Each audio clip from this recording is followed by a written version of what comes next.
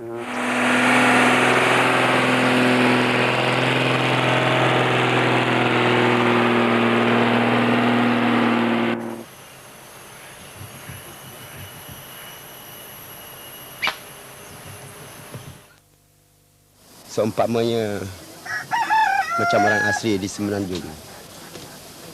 Pihak yang tertentu mengatakan They say that the orang asli do not have rights to the land.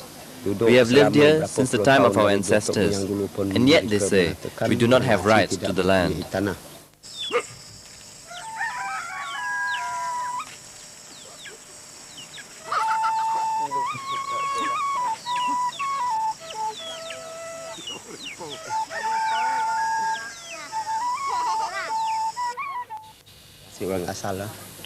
We, orang asli, are the first people on this land.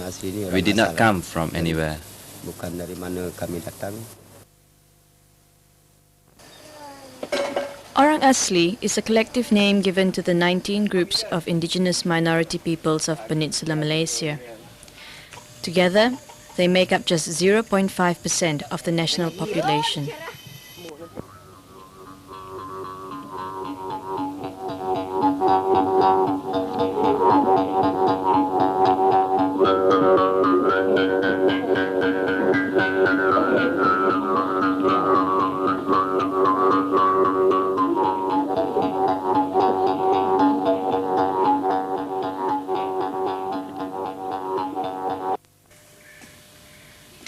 Trees planted by Orang Asli date back for centuries. These are usually fruit trees that now have an economic value. Trees that were grown as a heritage for their children and their children's children. Satu pokok petai besar, tapi itu tempat petai ada kelio saja, satu tempat saja. Petai trees do not grow wild. They were planted by man.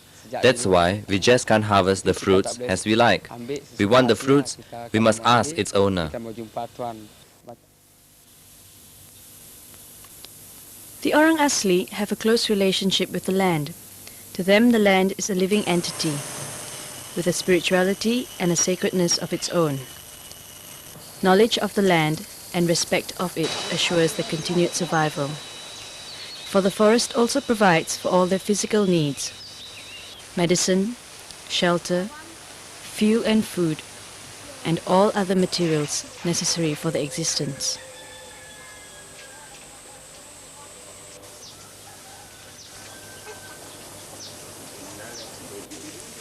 Forest produce also gives the hard cash required for the purchase of other necessities.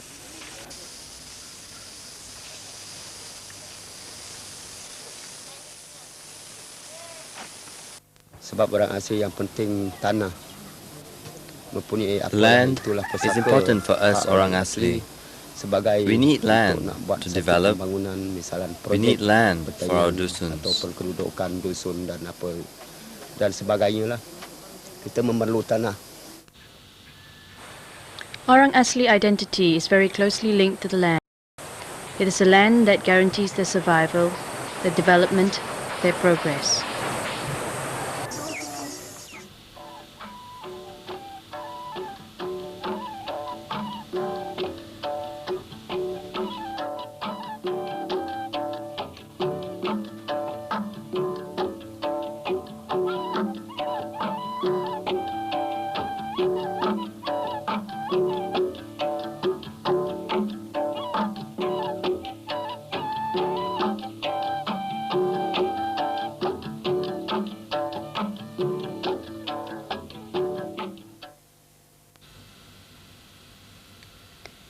The Orang Asli are seldom appreciated or understood by administrators and planners.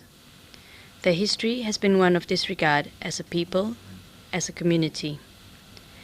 In early days, the Orang Asli were referred to and treated as savages, kafirs, non-human, untamed, jungle beasts. In travelling circuses just 50 years ago, Orang Asli were displayed in cages and the public charged a fee to view them.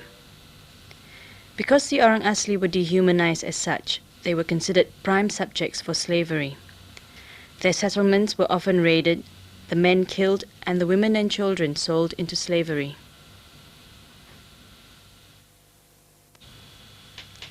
Many still remember this sad period in their history, and all Orang Asli detest cults.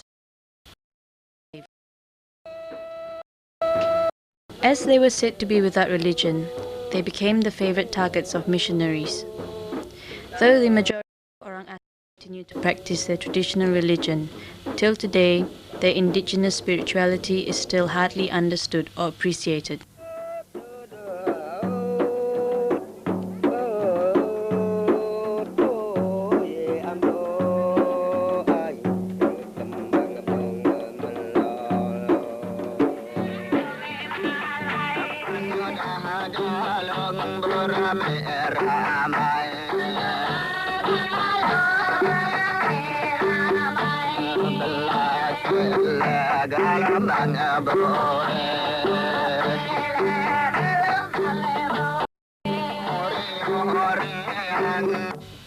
Anthropologists and other researchers were also interested in the Orang Asli. The apparent primitive state of the people was thought to be ideal for their purposes. The government of the day, however, were not concerned with the well-being of the Orang Asli, who were perceived to be happy enough to be wandering in the forest.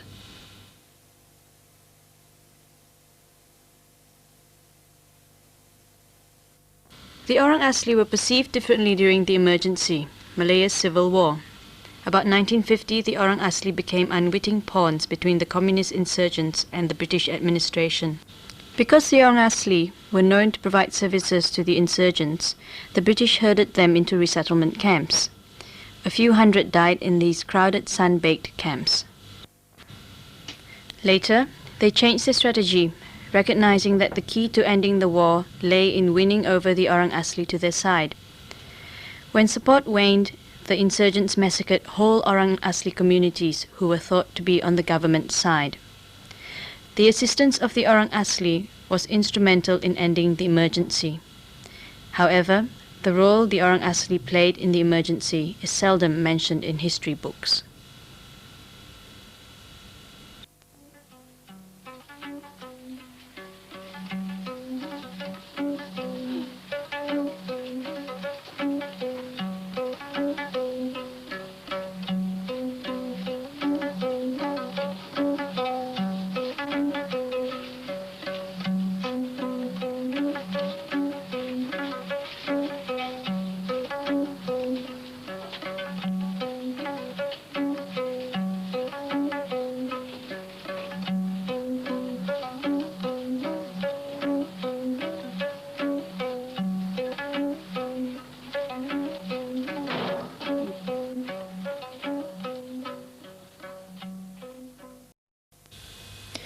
It was during the emergency that the Jabatan Hal Ehwal Orang Asli, as the Department of Orang Asli Affairs is called, was established to assist the government to woo the Orang Asli to their side.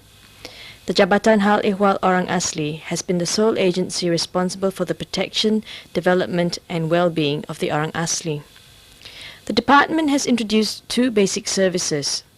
The first is the provision of medical facilities such as emergency evacuations from remote areas, and the establishment of an Orang Asli hospital.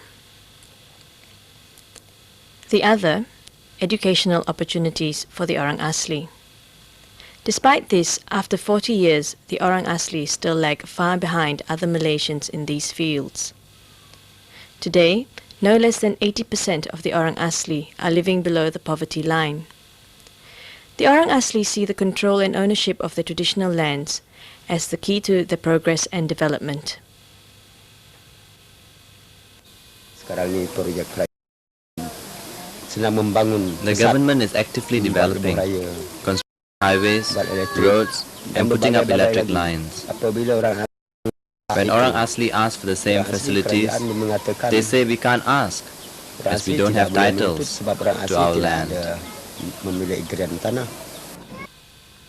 But the authorities see resettlement and permanent agriculture as the answer, reasoning that development projects to improve the living standards of the Orang Asli can only be implemented if they stay put in one place. They add that the Orang Asli practice of shifting cultivation brings about much forest destruction. However, it has been scientifically shown that the method of rotational agriculture is the most ecologically sound for this particular terrain. The fact that most of the Malaysian forest has been lost to indiscriminate logging and huge land development projects is often conveniently forgotten. Settlement schemes are eagerly implemented when Orang Asli traditional lands are required by others, for the construction of dams, for land development schemes, or for private ownership. Dia tidak minta pada itu. Dia minta terus When kepada others want land, they approach the department directly and the department approves. If Orang Asli are affected, we are asked to move. When will we be a settled people? In reality, resettlement has not always made an improvement in the standard of living of Orang Asli. Apart from the physical and spiritual loss of their traditional subsistence space, the opportunities for cash income in the new schemes are often insufficient. Lagi dia nak ambil sana. Aneh betul. Tak ada betul. Orang Asli are not entitled to land in these resettlement schemes. Resettlement offers no security, and often they are asked to move again, leaving behind crops and homes for promises of a better future. Itu saya marah. Sebab dia ambil tanah dia ambil. Oh, kita apa nak makan? Itu apa nak makan? Apa nak harapan? Lagi kapal Bali ada dinamika. The Aboriginal Peoples Act, which is supposed to protect the Orang Asli, states the right to withdraw any Orang Asli area or reserve without any guarantee for compensation in cash or alternative land. Dan kayu dia ambil tanpa. Our land and timber have been taken without any benefit to us. To build dams, supply water, again, are promises only. Dia punya cerita sajalah. Promises of development and land titles are always made, just before general elections. In population censuses and other official statistics, the Orang Asli are classed under Malay. Despite this, they generally do not enjoy the same status and benefits as the Malay Bumiputra. For example, they are not eligible for Malay reserve land.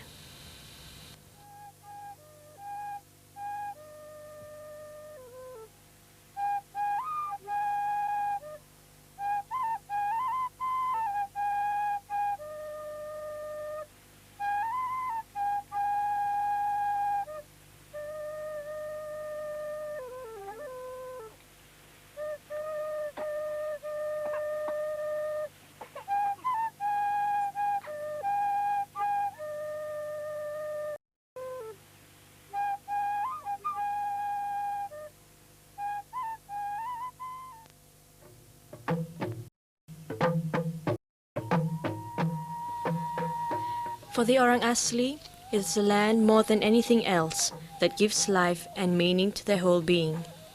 It is also the land that provides for their social and cultural development. The refusal to understand and recognize the rights of the Orang Asli to their traditional lands thus impedes the progress of the Orang Asli. This threat to their culture, lifestyle and land must stop immediately. Their identity as a proud and independent people is dependent on this. The Orang Asli, Peninsular Malaysia's first peoples, must be allowed to freely determine their own future.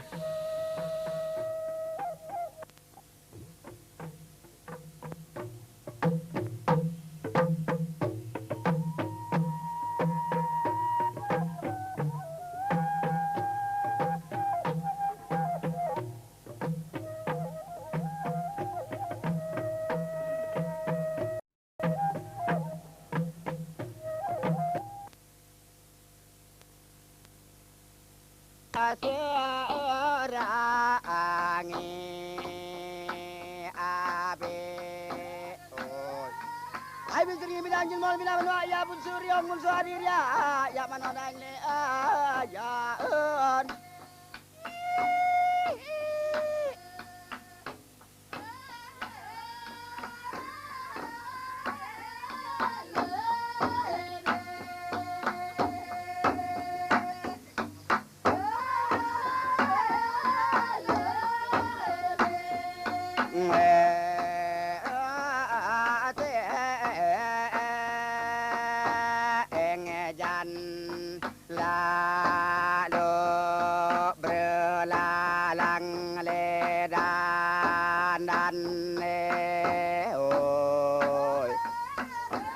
Jaga baju ya bercinta ya bidang menua ya dek.